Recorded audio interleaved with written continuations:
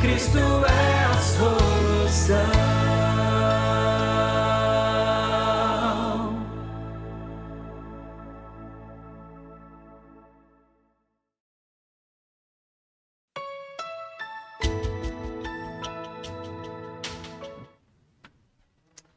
Boa noite, irmãos. Que a graça e a paz do Senhor esteja com cada um nessa noite. Vamos continuar meditando na palavra de Deus, na palavra do Senhor. Eu peço aos irmãos que deixem sua Bíblia aberta no Evangelho de Lucas, no capítulo 1. Nós vamos falar do bendito Deus que promete e cumpre. O bendito Deus que promete e cumpre. Nós estamos vendo alguns cânticos no início do Evangelho de Lucas. Semana passada nós fizemos a exposição do primeiro cântico, que foi o cântico de Maria. Hoje nós vamos para o segundo cântico, que é o cântico de Zacarias. Então abra sua Bíblia aí no Evangelho de Lucas, capítulo 1. Até aqui, nesse momento, o evangelista Lucas, ele fez um paralelo muito interessante entre duas mulheres. As duas mulheres estavam com problemas por estarem grávidas. Isabel, porque era idosa, era estéril. Maria, porque era muito jovem, era solteira e ainda era virgem. Como que poderia essas duas mulheres estarem grávidas? Como que uma idosa estéril e uma jovem solteira, virgem, poderiam estar grávidas? Somente pela ação e pelo poder do Espírito Santo. Somente para uma grande missão. Isabel, grávida há quase 6 meses antes de Maria, foi a mãe de João Batista, aquele que veio para abrir o caminho, para preparar a chegada do Messias. E em seguida Maria, a mãe do Salvador, a mãe do Messias, a mãe do Libertador. Então hoje nós vamos meditar nesse cântico, o chamado Benedictus, que significa bendito. É o cântico de Zacarias, a primeira palavra que Zacarias faz no seu cântico. Então vamos ler a palavra de Deus. No capítulo 1, nós vamos ler do versículo 57 até o versículo 80. A Isabel cumpriu-se o tempo de dar à luz e teve um filho. Ouviram os seus vizinhos e parentes que o Senhor usara de grande misericórdia para com ela, e participaram do seu regozijo. Sucedeu que no 8º dia foram circuncidar o menino, e queriam dar-lhe o nome do seu pai, Zacarias. De modo nenhum, respondeu sua mãe. Pelo contrário, ele deve ser chamado João. Disseram-lhe, ninguém há na tua parentela que tenha esse nome. E perguntaram por acenos ao pai do menino, que nome queria que lhe dessem. Então, pedindo ele uma tabuinha, escreveu, João é o seu nome. E todos se admiraram.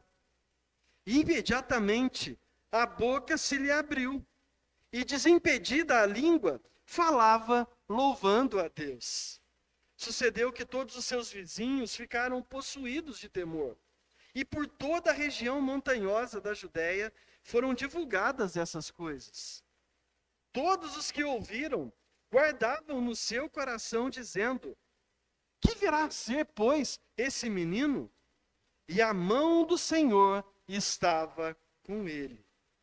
Zacarias, seu pai, cheio do Espírito Santo, profetizou, dizendo, bendito seja o Senhor, o Deus de Israel, porque visitou e redimiu o seu povo, e nos suscitou plena e poderosa salvação na casa de Davi, seu servo, como prometeu desde a antiguidade, por boca dos seus santos profetas, para nos libertar dos nossos inimigos e das mãos de todos os que nos odeiam, para usar de misericórdia com todos os nossos pais e lembrar-se da sua santa aliança e do juramento que fez a Abraão, o nosso pai, de conceder-nos que livres das mãos de nossos inimigos, o adorássemos sem temor, em santidade e justiça perante ele todos os nossos dias. Tu, menino, serás chamado profeta do Altíssimo, porque precederás o Senhor, preparando-lhe os caminhos, para dar ao seu povo conhecimento da salvação, no redimi-lo dos seus pecados, graças à entranhável misericórdia do nosso Deus, pelo qual nos visitará o sol nascente das alturas, para alumiar os que jazem nas trevas e na sombra da morte, e dirigir os nossos pés pelo caminho da paz. O menino crescia, se fortalecia em espírito, e viveu nos desertos, até o dia em que havia de manifestar-se a Israel. Amém? Vamos orar mais uma vez? Pai, obrigado pela tua palavra. Nós te adoramos, Senhor, mais uma vez, porque apesar de mim, a tua palavra é verdadeira, é reta, é justa, é eficaz, é transformadora. É o Senhor falando conosco através dela. Querido Deus, nos ilumina pela tua palavra. Abre o nosso coração, o nosso entendimento, para que nós possamos refletir sobre a tua palavra, aprender do Senhor e aplicar na nossa vida, para que nós possamos crescer em semelhança do Senhor, tendo a revelação clara do teu Filho Jesus nesse texto que nós acabamos de ler. E seja conosco e seja com a tua igreja, é o que eu te peço no nome de Jesus. Amém.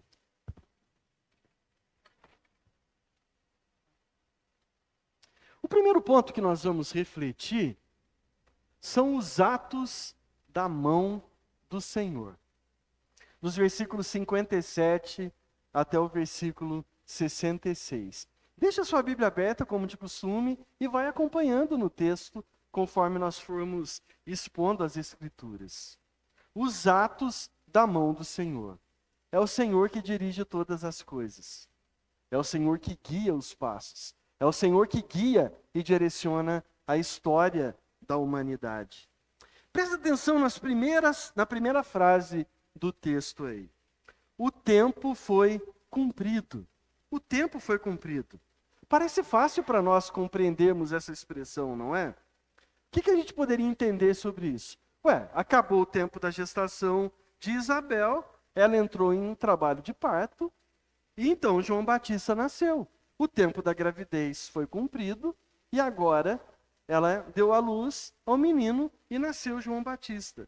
Só que essa frase ela é muito mais interessante e muito mais abrangente do que a gente consegue compreender. Quando Lucas escreve aí o texto, ele escrevendo em grego, ele usa uma expressão hebraica para fazer essa colocação. Lucas coloca Isabel na correspondência com Rebeca. Você se lembra quem que era Rebeca? Você lembra dela no Antigo Testamento? Era uma mulher que também tinha problema para engravidar. Ela também era estéril. Ela era esposa de quem? De Isaac. Era a nora de Abraão. Mas Deus a fez mãe também. E a mãe do povo da aliança. Ela foi a mãe de Isaac. Ela foi a mãe de Jacó e de Esaú. Os dois gêmeos que nasceram. Isso mesmo. Ela se tornou a mãe de Israel. Rebeca é a mãe de Jacó, que teve o nome trocado por Israel. O povo para o qual Zacarias estava bendizendo a Deus, por ter prometido aos seus pais que os visitaria e redimiria o seu povo, que levantaria grande salvação da casa de Davi, e que tinha profetizado por seus santos profetas desde a antiguidade. Zacarias sabia que Deus tinha cumprido a sua promessa. Zacarias sabia que o que estava acontecendo ali era algo que já tinha sido profetizado antes pelos santos profetas. Por isso, Benedictus, por isso que ele exalta, que ele glorifica, que ele engrandece o nome do nosso Deus Todo-Poderoso. É Deus que faz todas as coisas. É Deus que conduz a história da humanidade. Então, no 8º dia do nascimento de João, eles fazem uma festa. Reúnem a família, reúnem os amigos, com muita alegria, para cumprir uma ordenança de Deus. Uma ordenança que Deus tinha dado para Abraão. Que, na realidade, essa ordenança era o símbolo físico, material, da aliança que foi feita com o patriarca, que era chamada de circuncisão. A circuncisão era o ato de cortar o prepúcio do pênis do recém-nascido, do menino, no 8º dia de vida. Esse símbolo da aliança com Abraão era uma rejeição ao paganismo da época que eles viviam. Em Gênesis capítulo 17, versículo 13, a palavra de Deus diz que era um sinal concreto da aliança, marcando no corpo que esse escolhido, ele seria diferente dos outros homens. Numa sociedade onde a sexualidade louvava a deuses pagãos, Deus estava dizendo que esse homem que acabou de nascer, ele era diferente dos filhos dos povos que não pertenciam à aliança de Deus. Estava dizendo para os povos que o ato público e concreto de fazer a circuncisão no menino no 8º dia representaria a salvação de Deus, inclusive na sexualidade do menino que tinha acabado de nascer. Veja bem que Deus manda aplicar o sinal exatamente no órgão sexual masculino, para deixar claro que esse menino não pertencia aos costumes pagãos da época. Agora, na nova aliança, que a circuncisão deixou de acontecer, Deus fala para nós, de uma forma bem clara, em Romanos capítulo 2, que a circuncisão agora tem que ser no coração. A circuncisão não vai ser mais no corpo. A circuncisão, a partir de Jesus, ela deve acontecer no coração. Coração aqui simboliza a origem de todos os desejos humanos. Como a palavra de Deus diz em Provérbios, no capítulo 4, no versículo 23. Sobre todas as coisas que você deve guardar, guarda o teu coração, porque é dele que procedem as coisas da vida.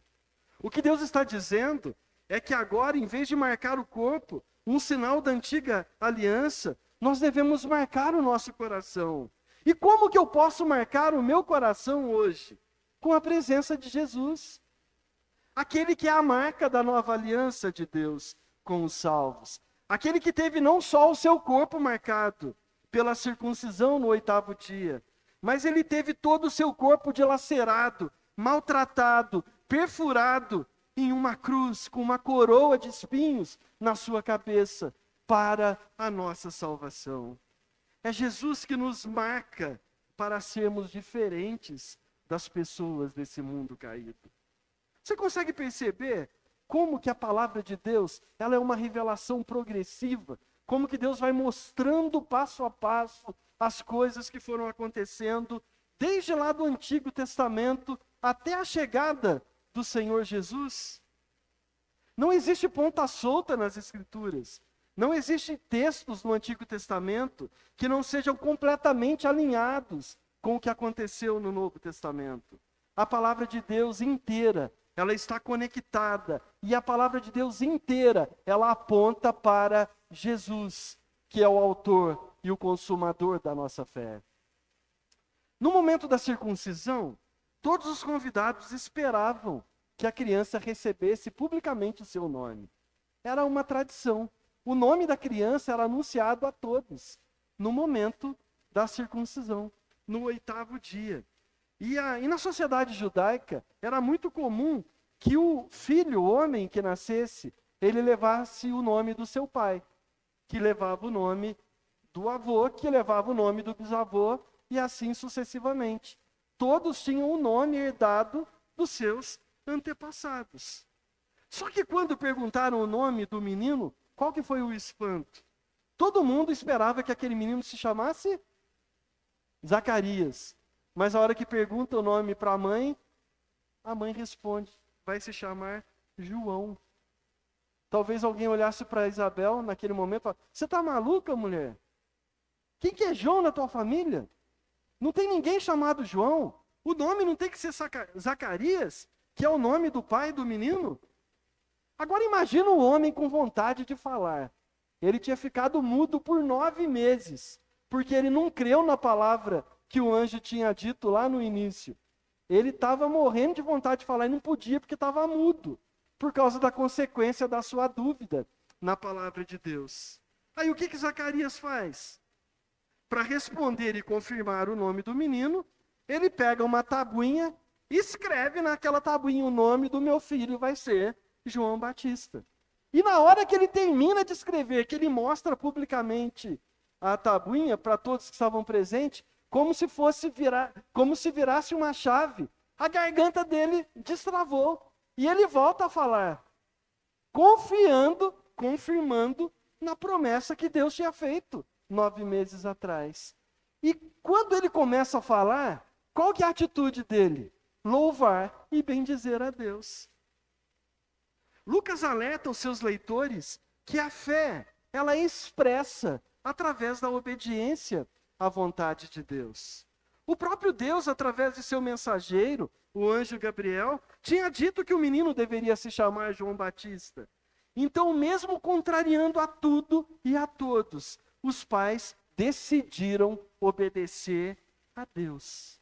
Por isso, irmãos, que a fé deve ser demonstrada na prática.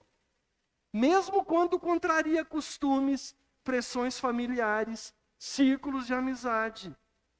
É muito melhor nós agradarmos a Deus do que nós agradarmos aos homens. Mesmo que isso vá na contramão de tudo, até da tradição, até dos costumes, até do mundo inteiro falando para você que deve fazer uma coisa. Você deve, em primeiro lugar, ouvir a voz de Deus e obedecer a Deus, porque a fé, ela é demonstrada na prática, nas nossas atitudes, naquilo que nós fazemos. O milagre do nascimento de João não traz apenas espanto na comunidade presente naquele evento, mas ela levanta uma questão cuja resposta sozinha pode mover o coração e a mente das pessoas do espanto para a fé. Olha qual que foi o espanto das pessoas. Gente, imagina o que vai ser esse menino. Um milagre desse tamanho. A mulher era velha, era estéril, ficou grávida, o menino nasceu. Zacarias ficou mudo. Agora que ele confirmou a palavra do anjo, ele está falando de novo. O que vai ser esse menino? Não é possível, esse menino não vai ser normal. Esse era o espanto das pessoas. E a primeira resposta, logo na sequência do espanto, da pergunta do que seria esse menino foi: a mão do Senhor estava com João. De novo, a mão do Senhor. Essa expressão hebraica, ela aparece mais de 300 vezes no Antigo Testamento. É uma metáfora que significa que nenhum homem pode fazer aquilo que só Deus é capaz de fazer. Nenhum homem pode fazer o que apenas a boa mão do Senhor pode realizar. E o que João vai fazer, vai transformar o espanto daquele povo em esperança. Ele vai preparar o caminho para a chegada do Salvador, para a ação de Deus. Ele vai ser o precursor de Jesus. Como se fosse num show de uma banda famosa, em que uma banda menor entra antes para fazer a abertura, o prelúdio do show, para acalmar a plateia, o público, para a chegada do grande astro da noite. João estava fazendo esse papel. Ele estava fazendo o prelúdio para a chegada do grande libertador da humanidade caída. o próprio Deus encarnado, que viveria entre os homens. Nesse ponto, irmãos, o meu coração já ficou explodindo de alegria. Agora imagina como que ficou o coração de Zacarias, que não se contentou, e a primeira coisa que ele falou, quando a sua voz voltou, foi: bendito seja o Senhor, o Deus de Israel, que veio e redimiu o seu povo. Ele levantou a voz para bendizer e para louvar a Deus. O cântico de Isaías, que nós vamos ver daqui a pouco, ele é dividido em duas partes. A primeira como um louvor a Deus pelo que ele prometeu no passado e estava cumprindo naquele momento presente. E a segunda parte que começa com a sua fala, dirigida ao próprio filho. Quanto a você, menino, se refere à promessa do que Deus ia fazer à humanidade naquela geração, a partir do nascimento daqueles dois meninos. Com aquele outro menino que estava sendo gerado no ventre de Maria, e que agora nós sabemos que Deus cumpriu a sua palavra. Deus cumpriu a sua promessa. Zacarias profetizou pela fé. O texto deixa bem claro que ele, cheio do Espírito Santo, ele profetizou. Ele profetizou o quê? Que o menino que nasceria seria o Salvador do mundo. E hoje, pela fé, nós podemos afirmar que Jesus cumpriu as promessas de Deus. Jesus veio, nos redimiu, nos salvou, e pela fé nós podemos confiar na promessa que Jesus fez em João capítulo 14, em que ele vai voltar e vai nos levar para morar com ele por toda a eternidade, num lugar em que antes da fundação do mundo ele preparou para receber os seus escolhidos. A palavra do Senhor hoje é para renovar a nossa esperança, é para encher o nosso coração de alegria, para confiarmos nas promessas de Deus, que elas não são um conto de fada, não é uma história da carochinha, não é uma promessa vazia, mentirosa, não é algo sem significado. O Deus que prometeu no passado, ele cumpriu. E o Deus que prometeu que vai voltar, ele vai cumprir e vai vir buscar a sua igreja para morar com ele. Ele prometeu que ainda não aconteceu, ele vai cumprir. Então, meus irmãos, bendiga ao Senhor, porque a melhor promessa para nós, que ainda não se cumpriu, é que Jesus vai voltar. Não fique mergulhado no medo, na insegurança, nos prazeres dessa vida. Não fique pensando no que o outro vai falar. Não fique pensando no que o outro está te dizendo. Não fique pensando nas coisas dessa terra. Volte os seus olhos para o céu.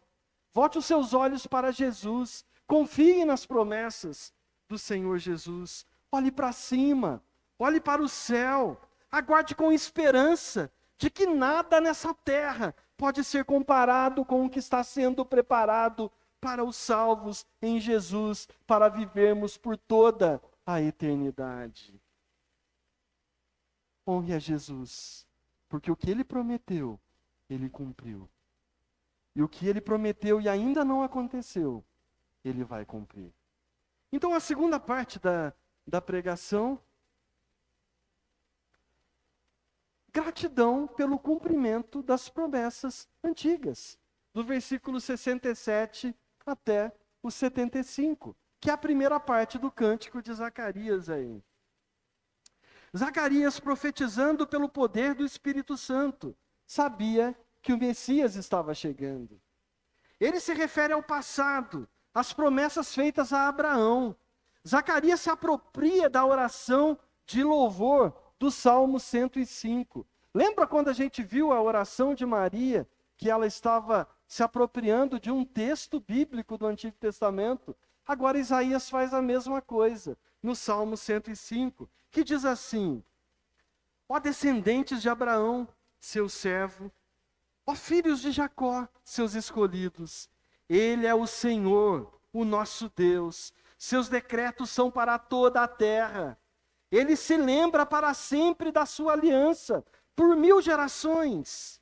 Da palavra que ordenou, da aliança que fez com Abraão, do juramento que fez a Isaque.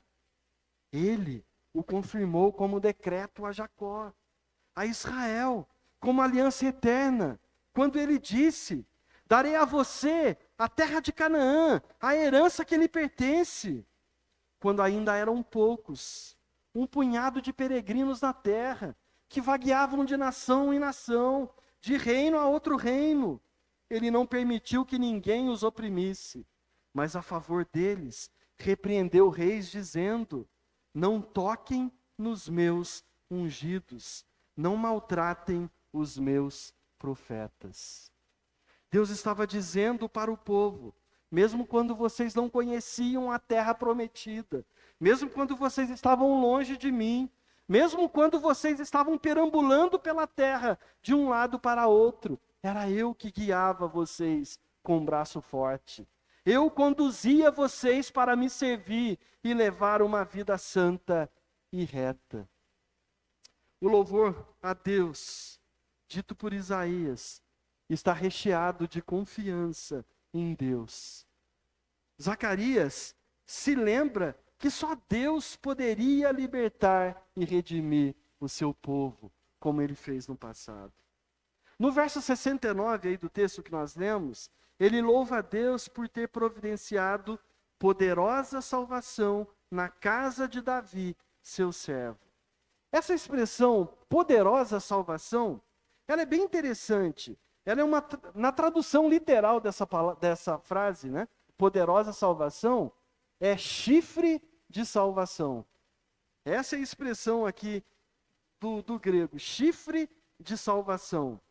É uma expressão também usada no Antigo Testamento, que simbolizava poder libertador de força. Obviamente que Zacarias não estava se referindo ao seu filho João Batista. Zacarias servia no templo, ele era um sacerdote, e ele sabia que aquele levantado na linhagem do seu servo Davi não poderia ser João Batista, mas sim alguém maior do que ele. Só poderia ser o próprio Deus. O único que poderia ser esse chifre de salvação, que poderia levantar essa poderosa salvação, não poderia ser um homem qualquer, teria que ser o próprio Deus. Louvar a Deus pelo cumprimento das promessas que ele fez no passado é reconhecer que mesmo que o homem tenha rompido sua relação com o Criador, mesmo que o pecado separando a comunhão do homem com Deus, Deus não nos abandonou. Ele não nos deixou perdidos, caminhando pela nossa própria vontade. Ele continua sendo Deus. Ele continua nos conduzindo com a sua poderosa salvação. Apesar de nós, apesar do nosso distanciamento com Deus, apesar da nossa vida de rejeição, de afronta contra Deus, apesar do nosso pecado que insiste em separar a nossa comunhão com Deus, Deus não se esqueceu de cada um dos seus escolhidos. Ele prometeu poderosa salvação e ele jamais vai voltar atrás com a sua promessa.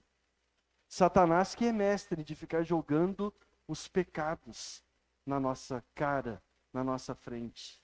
Tá vendo? Olha o que você fez. Tá vendo? Olha o que você faz. Tá vendo? Presta atenção no que você falou. Tá vendo? Tá vendo isso? Tá vendo isso? Conta-se a história de que Martinho Lutero estava em oração e aí o diabo apareceu na frente dele e falou para ele: eu tô com uma lista aqui de todas as coisas ruins que você já fez. Ah, é? Então leia. Aí ele foi falando. Uma coisa, outra coisa, outra coisa, outra coisa, outra coisa, e foi fazendo referência a todos os pecados que Lutero tinha cometido. Quando ele terminou de ler a lista, Lutero olha para o mensageiro do Satanás e pergunta para ele: é só? É. Então, pega essa lista e rasga. porque o sangue de Jesus Cristo, o Filho de Deus, me purificou de todos os pecados. Quando nós reconhecemos a Cristo como Senhor e Salvador, todos os nossos pecados são lançados no mar do esquecimento. Os nossos pecados são perdoados, não por causa do que nós fazemos, mas por causa de Jesus, que pagou o preço pelos nossos pecados naquela cruz. Olha a clareza que Zacarias tinha disso. Nos versos 71 até o 75, ele diz: para nos libertar dos nossos inimigos e das mãos de todos que nos odeiam, para usar de misericórdia com os nossos pais e lembrar-se da sua santa aliança e do juramento que fez a Abraão, o nosso pai, de conceder-nos que, livres das mãos de nossos inimigos, o adorássemos sem temor, em santidade e justiça, perante Ele, todos os nossos dias. O pecado não é capaz de romper o teu relacionamento com Deus. O apóstolo Paulo, orando sobre isso, ele faz uma pergunta: o que pode nos separar do amor de Deus? Será que vai ser a tribulação? Será que vai ser a angústia? Será que vai ser a nudez? Será que vai ser a fome? Será que vai ser a espada? Será que vai ser a perseguição? Será que vai ser a crise? Será que vai ser a doença? Será que vai ser a morte? Nem a morte é capaz de nos separar do amor de Deus. Louve ao Senhor de todo o coração. Agradeça a Jesus, porque por causa dele, por causa da sua morte e ressurreição, o pecado não é capaz de me separar do amor de Deus. O Senhor Jesus venceu naquela cruz o nosso pior adversário, que era o pecado, e derrotou aquela que nos separaria de Deus, que é a morte. Creia no Senhor Jesus, é só por Ele que nós podemos encontrar descanso eterno para a nossa alma. Deus é digno de ser louvado, porque Ele revela a si mesmo, repetidamente, como o Redentor de Israel.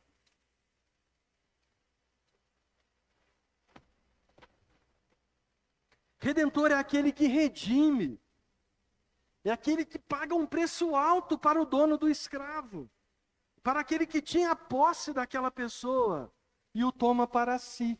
Esse é o Redentor. Foi assim, por exemplo, com Ruth, quando ela fica viúva e ela vai para os campos de Boaz. Boaz era o próximo parente redentor de Ruth. Era aquele que poderia pagar para assumir Ruth como sua esposa. E ele vai e faz o pagamento alto para um parente próximo de Ruth, para ter o direito de tê-la como sua esposa. Foi isso que o Senhor Jesus fez por nós. Ele é o nosso Redentor. Ele olhou para cada um de nós e viu que nós não éramos capazes de chegarmos até Deus, porque o nosso pecado nos impedia. Então o que Jesus faz? Fala, não, pode deixar. Ele é meu. Eu vou pagar o preço. Eu vou pagar com a minha vida, para que a vida dele não vá para o inferno. Foi isso que Jesus fez. Jesus pagou o preço por causa do nosso pecado. Foi assim com o povo do Egito. Por que Deus libertou o povo do Egito? Para que Deus libertou você do pecado? Para que Deus te redimiu? Para que Jesus morreu na cruz no teu lugar? Deus nos redimiu para que nós, livres, libertos do pecado e da morte, pudéssemos adorá-lo e servi-lo sem medo, de todo o coração, sem temor, livre de todos os inimigos. A salvação não é fruto do acaso, meus irmãos. A salvação não é por coincidência, ou por causa de algum merecimento nosso. A salvação está em continuidade com a obra histórica de Deus em Israel.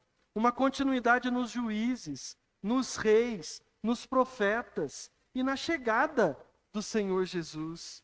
A salvação é a condução intencional de Deus de levar os seus filhos, os seus escolhidos, em segurança, para os braços do Pai, para viver a eternidade inteira, adorando ao Senhor de todo o coração. Deus faz uma aliança com Abraão, porque ele foi obediente a Deus e não negou de entregar o seu único filho, Isaque. Da mesma forma, Deus não negou de entregar o seu único filho para morrer no nosso lugar. Ele não negou, mas ele entregou Jesus para ser o único capaz de pagar o preço pelos nossos pecados naquela cruz. Então, meus irmãos, nós não podemos fazer outra coisa que não seja o que fez Zacarias: louvar a Deus, bendizer ao Senhor, porque da mesma forma que Deus proveu salvação para o povo de Israel na primeira aliança, Ele proveu perfeita salvação na casa de Davi, na descendência de Davi, no Rei eterno, que é o Senhor Jesus, o seu servo, aquele que salvou o seu povo dos seus inimigos e os equipou para o serviço em santidade e em justiça. Sabe qual que é o maior medo das pessoas? É o medo de morrer. Sabe por quê que as pessoas têm medo de morrer? Porque não sabem o que vai acontecer depois da morte. E todo o desconhecimento gera insegurança. E toda insegurança gera medo, gera pavor, gera desespero. Sabe por que o crente fiel não tem medo de morrer? Sabe por que o crente fiel, quando está no pior desespero que um ser humano pode passar aqui nessa terra, ele continua calmo, sereno, tranquilo e confiante? Por causa da fé. Da fé em quê? Na poderosa salvação de Deus. Se você ainda tem medo, se você ainda se desespera com o medo de morrer, com o medo de doenças, com o medo de perder um filho, com o medo de ficar desempregado e não conseguir pagar as suas contas e alimentar a sua família, você precisa conhecer a Jesus de verdade. Você precisa louvar a Deus pela aliança que Ele fez conosco. Você precisa adorar a Deus e a viver em santidade e em justiça diante dEle e diante dos homens, todos os dias da sua vida. Sabe por quê? Porque aquele que confia e crê em Jesus, sabe que o Senhor Jesus vai cumprir aquilo que Ele prometeu.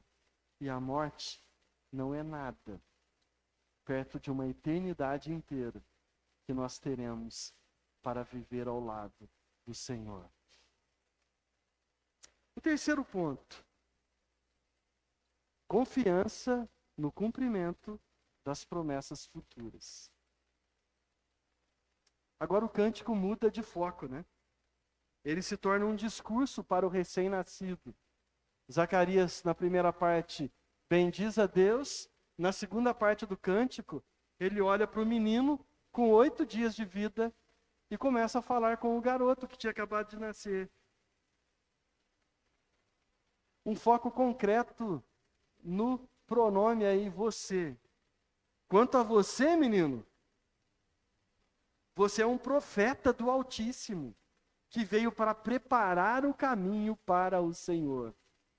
Como que Zacarias poderia profetizar isso?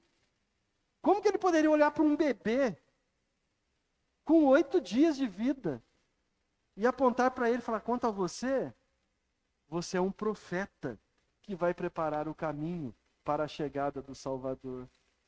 Zacarias só poderia falar isso cheio do Espírito Santo. O perdão dos pecados não viriam por causa de João, mas por causa da salvação que João anunciaria e tornaria conhecida. João foi o precursor, aquele que veio antes. Ele é chamado de o profeta do Altíssimo, porque ele anunciou o que viria depois dele. O Filho do Altíssimo, aquele que o próprio João declara que não era digno nem de amarrar as sandálias dos seus pés. A sequência de eventos de salvação não é uma coincidência aleatória jogada na história, mas é a condução intencional de Deus, cumprindo a sua promessa de salvação, na qual João é o penúltimo elo antes do grande fechamento, que foi a chegada do Filho unigênito de Deus. A salvação não é mérito ou conquista de nenhum ser humano. É uma dádiva preciosa de Deus. Veja que Zacarias declara isso no seu cântico, no versículo 78. Ela vem das ternas misericórdias do nosso Deus, das entranhas do nosso Deus, do profundo ser de Deus. Literalmente ele estava dizendo, a salvação vem das profundezas de Deus. O sentido literal dessa expressão é as entranhas da misericórdia de Deus. A salvação de Deus virá em uma visita do sol nascente. Veja que a construção do cântico, ela é messiânica, ela é inspiradora. Ela vem de uma profecia de Números 24, versículo 17. Uma estrela surgirá de Jacó. E essa profecia também vem de Isaías, capítulo 9, versículo 2, que diz o seguinte: o povo que caminhava em trevas viu uma grande luz. Sobre os que viviam na terra da sombra da morte, resplandeceu a luz. Esse sol nascente que Lucas está se referindo, a estrela de Jacó e a luz sobre os que viviam em trevas, não é uma estrela, não é uma claridade qualquer, é uma pessoa, é o próprio Deus, é o próprio Senhor Jesus, que Ele mesmo se diz em João 8, versículo 12, eu sou a luz do mundo, quem me segue nunca andará em trevas, mas terá a luz da vida. Enquanto Isaías, no verso 8 do capítulo 59, reclamava que eles não conheciam o caminho da paz, que não havia justiça em suas veredas, que procuravam, mas não encontravam, porque em seus caminhos eram somente escuridão. Aqui, Jesus é revelado como aquele que ilumina o caminho dos homens, como o sol nascente que nos visita para brilhar sobre aqueles que estão vivendo nas trevas e na sombra da morte, e guiar os nossos pés no caminho da paz. Sabe por que no céu não vai ter sol? Porque o próprio Senhor Jesus iluminará tudo. Você consegue pensar na grandeza que é o céu, que é viver eternamente com Deus? Será que tem alguma coisa nessa terra que é mais precioso do que o que nos espera na eternidade? Todo o cântico de Zacarias celebra a promessa da vinda de Jesus. Celebra a salvação. Que grande alegria! Você deveria pular de alegria em saber que a nossa vitória não está em nada nessa terra, mas está exclusivamente no perdão dos nossos pecados, que é o âmago, que é o cerne da salvação. Deus salva os pecadores da separação dele e da condenação eterna, apenas pela expiação dos nossos pecados naquela cruz por Jesus, que perdoou todos os nossos pecados. Verdadeiramente, ele levou sobre si as nossas iniquidades. O castigo que nos traz a paz estava sobre Jesus, e por causa do sofrimento dele, nós fomos sarados. Essa é a vitória que pode se tornar nossa através da fé no Senhor Jesus Cristo. Então, meus irmãos, eu quero caminhar para o encerramento dessa pregação, refletindo sobre algumas verdades presentes nesse texto que nós acabamos de ler.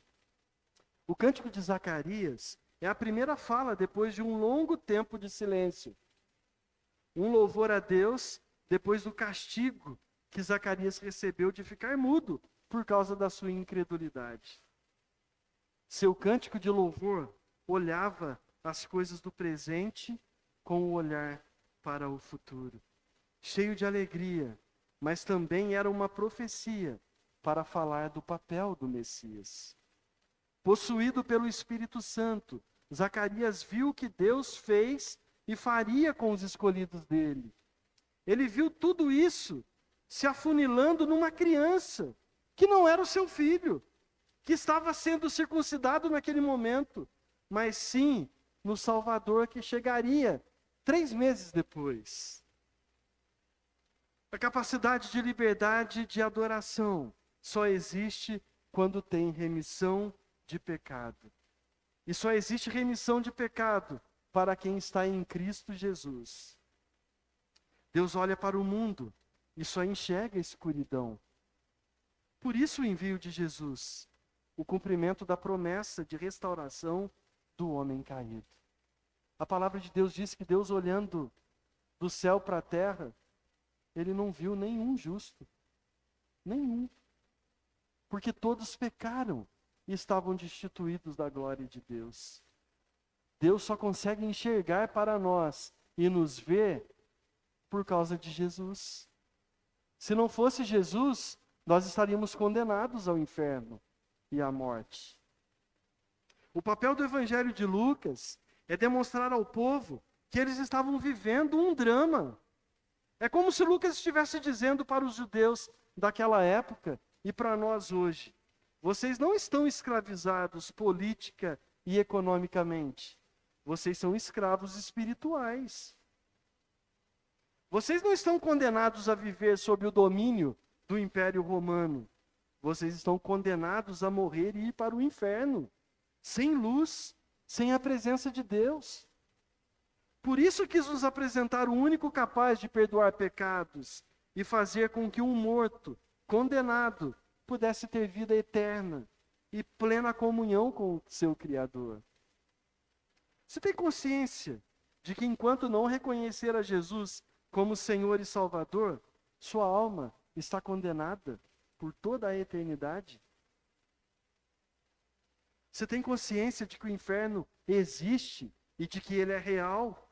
E é o lugar onde a maioria das pessoas será lançadas junto com o diabo e com os seus anjos para viver um sofrimento por toda a eternidade, longe de Deus? Esse é o foco de Lucas.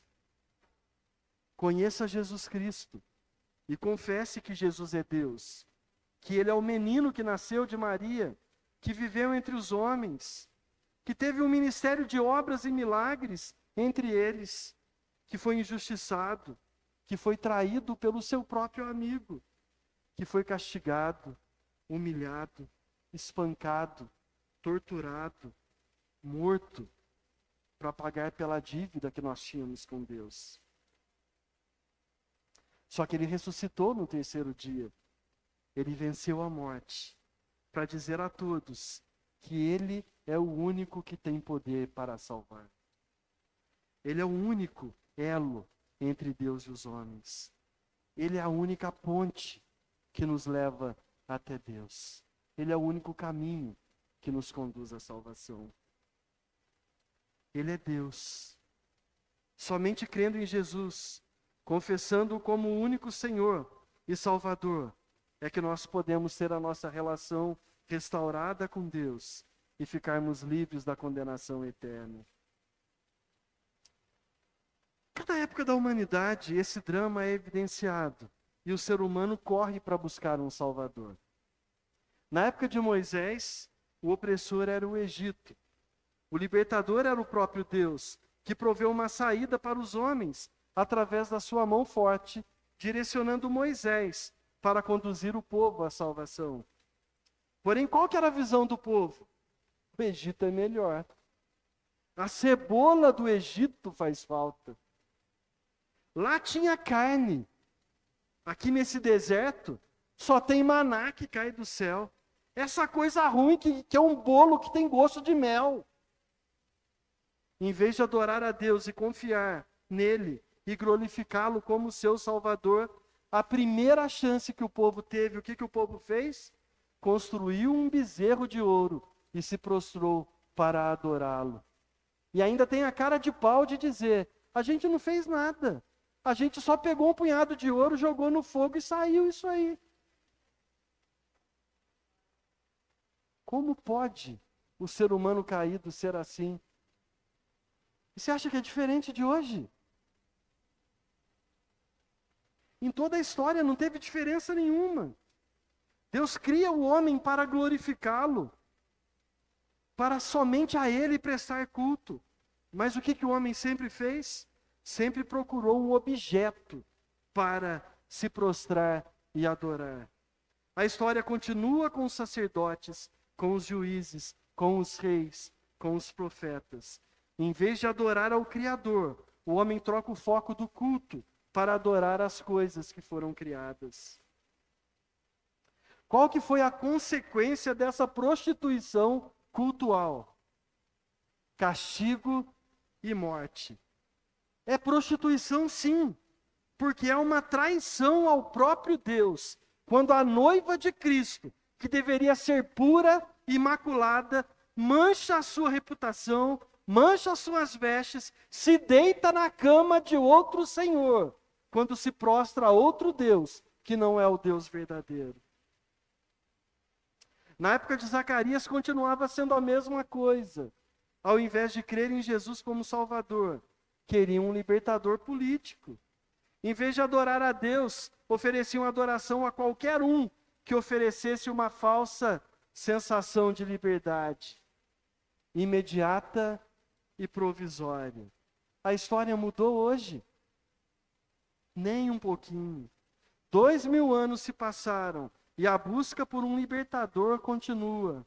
Um libertador para a minha sede de consumo. Um libertador para o saldo da minha conta bancária. Um libertador para a minha sede de ser o centro das atenções. Um libertador para o meu insaciável desejo de curtir a vida, de ter prazer, de comer, de beber, de festejar. Muda-se as eras da história, mas o caído continua o mesmo, deixando de adorar o Criador para mergulhar na adoração às coisas criadas.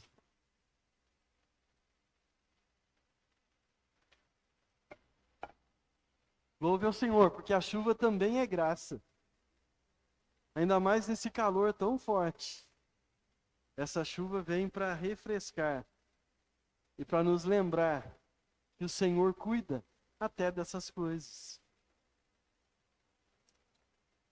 Os irmãos já perceberam que a maioria dos púlpitos das igrejas evangélicas espalhadas por aí não pregam arrependimento? Não pregam o inferno? Não pregam a justiça de Deus? Mas querem atrair multidões com promessas vazias de curas, de libertações, de prosperidade financeira, de promessas vazias de que você é o centro da vontade de Deus, de que você é especial, que Deus te fez para brilhar, que você não pode ser frustrado, porque os sonhos de Deus é fazer de você um vencedor. Olha que coisa bonita, né, de ouvir, né? Você é o centro da vontade de Deus. Ah, meus irmãos, para com isso. Eu quero te deixar claro aqui, que enquanto você não enxergar a Jesus como Salvador da sua alma, como aquele que se deu naquela cruz para perdoar os nossos pecados, para nos trazer de volta para Deus, enquanto nós não cairmos de joelho aos pés de Jesus, ao invés de cairmos de joelho diante do nosso próprio desejo insaciável e egoísta, da nossa ânsia de ganhar dinheiro, da nossa sede insaciável de prazer pelas coisas desse mundo, da priorização pelas coisas dessa terra, pela priorização das pessoas dessa terra, mesmo que seja seu filho, seu marido, sua esposa, você estará condenado. Você está fadado a fazer parte da grande multidão, que em um domingo estava aclamando a Jesus como Deus, estendendo ramos e tapetes para ele passar montado num jumentinho, mas que no próximo domingo estava unido gritando para crucificar a Jesus e para libertar a Barrabás. Você estará gritando para que Jesus seja humilhado e massacrado, e o seu ego seja premiado e glorificado. Cada vez que eu deixo de olhar para Jesus e olho para as coisas dessa terra, eu estou fazendo parte da multidão que grita e clama para que Jesus seja crucificado. O que o Espírito Santo quer nos ensinar através do Evangelho de Lucas é que nós precisamos crer e confessar a Jesus como o único e verdadeiro Deus. Toda vez que o Espírito Santo usou alguém para profetizar, ele não queria apenas que as pessoas fossem informadas, mas ele queria que as pessoas fossem alertadas, persuadidas a ter uma mudança de vida, para não serem condenadas com o mundo. Quando a palavra de Deus fala no coração do crente, não é para te lembrar sobre o que você já sabe, mas é para explodir o seu coração no desejo de abandonar o pecado e cair de joelhos aos pés de Jesus, o adorando da maneira como ele merece ser adorado. Você precisa glorificar a Deus, porque ele costurou a história inteira para te mostrar que toda a Escritura está direcionada para Jesus, para a glória de Deus, para a edificação do seu povo. A palavra de Deus quer nos mostrar que Deus, independente de nós, vai conduzir a história para resgatar um povo que ele comprou e pagou naquela cruz. Lucas apresentou a oração de Zacarias para mostrar como que Deus conduziu a história. E cada passo foi orientado para acontecer como Deus quis que acontecesse. E para nos inteirarmos o que nós devemos fazer para ser salvos. Lucas está dizendo a nós, os pagãos, sim, diante dos olhos dos judeus nós éramos pagãos, nós éramos gentios, nós somos gentios, né? Deus está querendo dizer para nós que estamos vivendo um dilema de vida, que nós não precisamos de um libertador político, que nós não estamos aqui para lutar contra crises, contra guerras, contra doenças, contra problemas financeiros, contra a crise de ansiedade. O Evangelho não é sobre coisas materiais. O Evangelho não é sobre obra social. O Evangelho não é sobre coisas dessa terra. O Evangelho é o poder de Deus para libertar um condenado à morte. O Evangelho se trata de dois caminhos: salvação ou perdição. Ou você abraça o mundo e vai viver eternamente no inferno longe de Deus, ou você abraça a Jesus e vai viver eternamente no céu, na presença de Deus.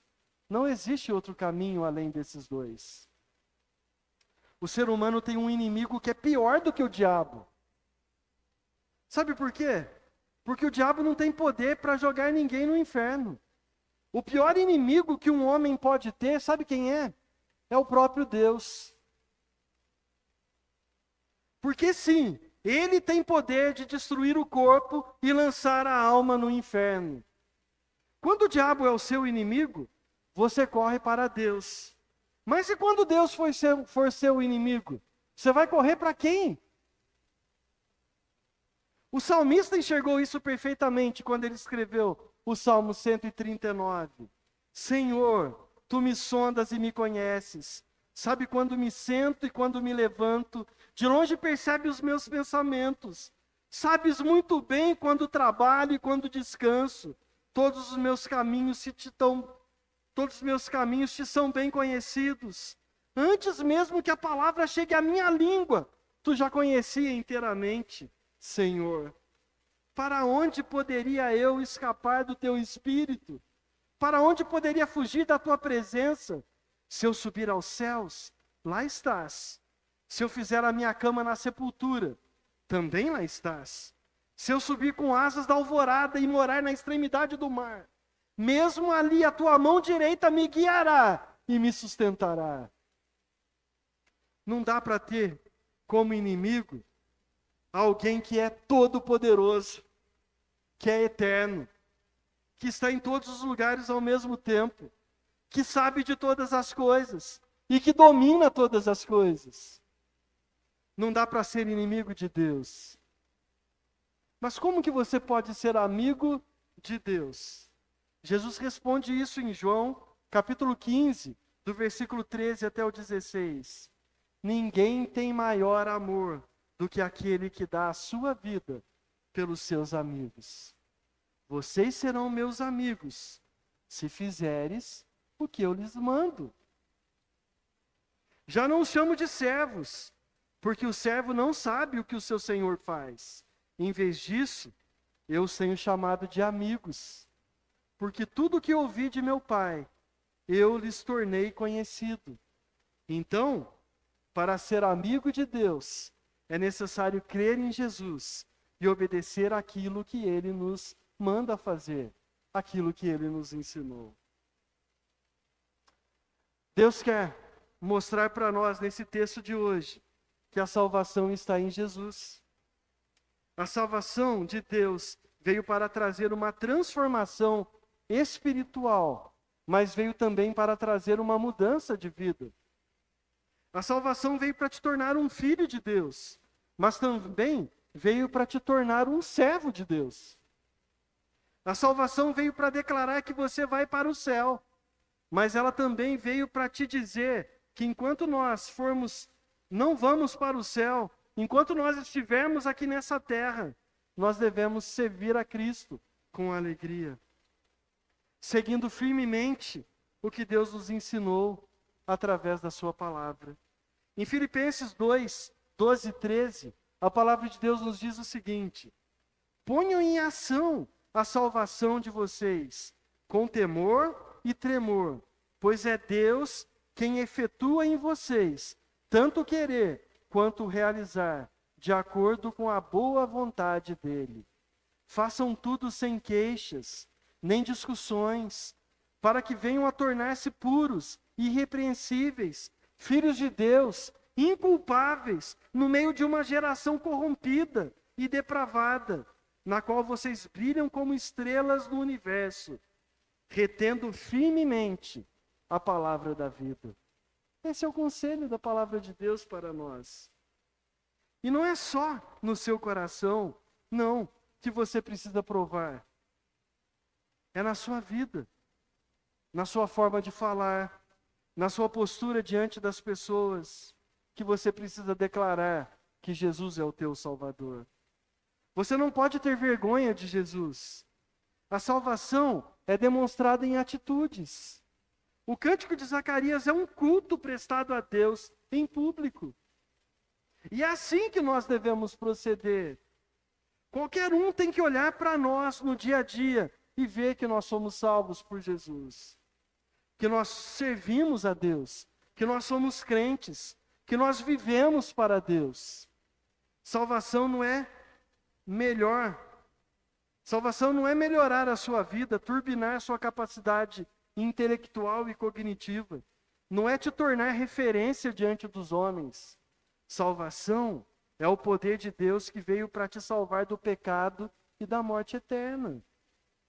Então, meus irmãos, se você acha que a salvação era qualquer outra coisa, que não o poder de Deus para perdoar pecados e promover o pecador para morar eternamente com Deus, você precisa aprender mais de Deus com a palavra de Deus, com textos como esse que foram escritos por Lucas para glorificar a Deus, para nos mostrar que Deus é fiel e que Ele cumpre as suas promessas.